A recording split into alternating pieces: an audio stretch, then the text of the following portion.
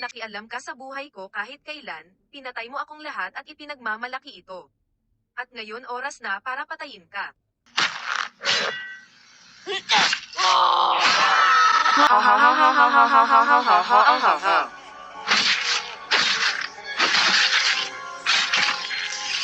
OMG bulaklak na malupit.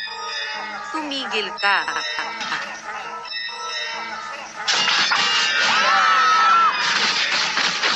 Sa ngayon ay inalagaan na ng mga kalahok ang kanilang mga sarili. Ngayon ang natitira ay announcer. Ano ang gusto mo? Nakakainis na piraso ng hindi mapagpatawad na bulaklak na damo, mayroon akong mas mahalagang bagay na gagawin kaysa sa crap na ito. Ano ang ginagawa mo? Bitawan mo ako ngayon, di.